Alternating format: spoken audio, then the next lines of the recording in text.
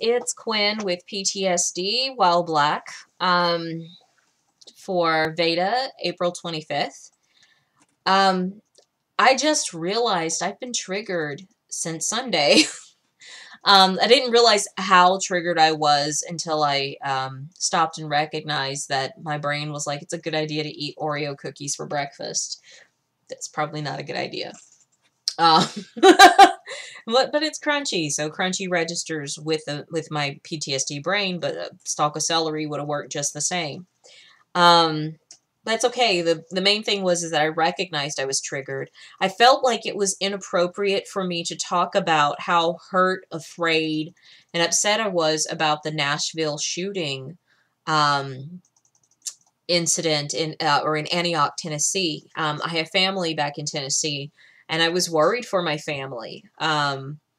And I recognize that my family members who are close to that area might be experiencing secondary trauma, secondary PTSD, because it's hearing about it, but it didn't actually happen directly to them, but it could have been them with this man being on the loose.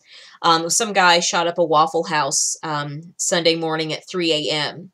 And for me, what I was recognizing with my triggers at this, when I was in my 20s, I was going, I'd go to the club on a Saturday night and go out dancing and then hang out with my friends at Denny's or Norm's out here in California. And, because we were enjoying the company and didn't want the evening to end. And that was kind of like the thing to do. So for me, with seeing that young people's lives were just gunned down and taken, because of whatever reason with this guy, I was just really triggered by this. And for some reason, I didn't think that I had a right to talk about it or to talk about my feelings with this or to express my feelings with this. I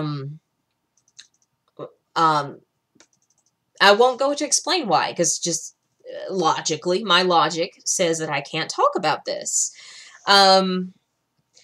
And realizing that, no, I can feel some kind of way, even if I am safe.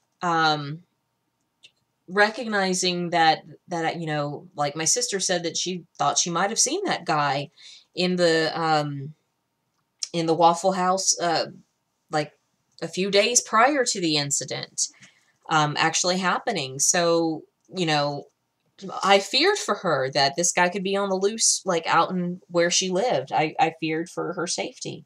And it's totally okay for me to share being afraid, whether it's rational or not, but to share that, yeah, this is scary for me.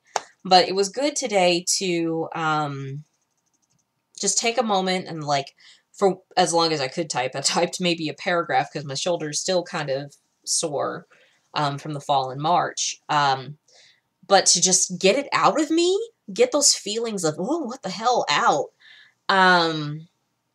Because I'm powerless over what's happening and I can't change it.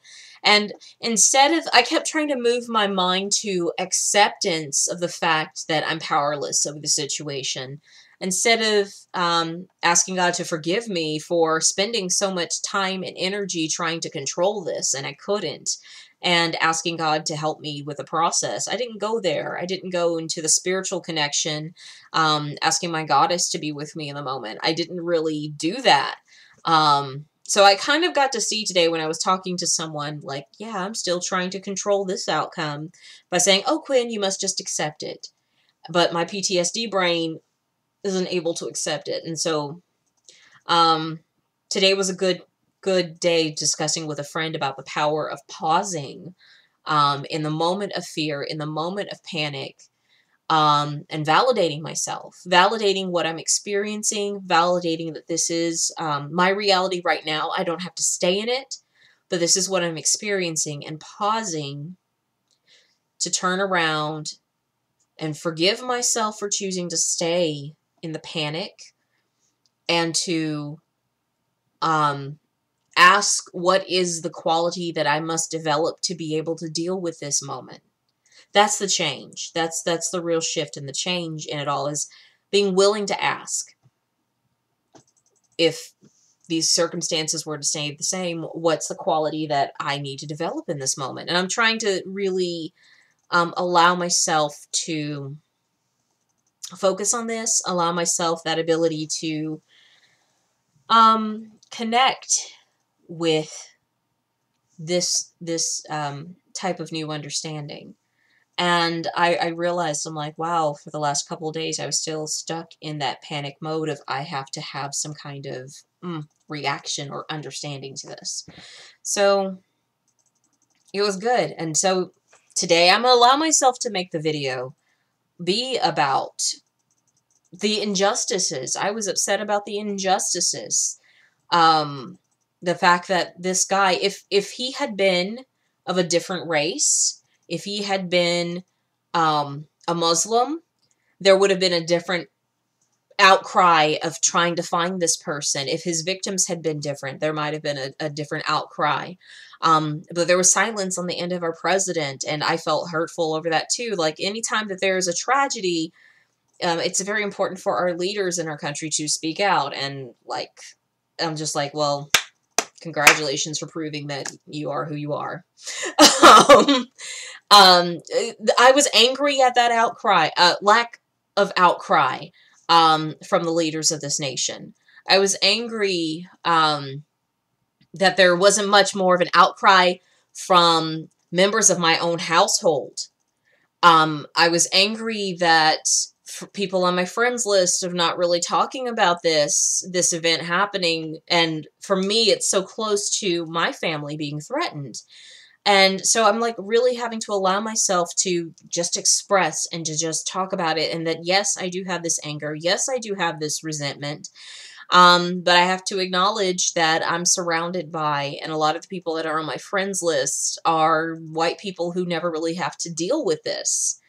That used to having their concerns addressed, used to having their needs met, so they don't have to think about what it's like for African Americans whom are not seeing justice being done when there has been death of so many people who are so young. And I'm not accepting that. I'm not in a place of acceptance of that being the reality for the white people in my life. And so, again, I have to ask God, what is the quality that I need to develop?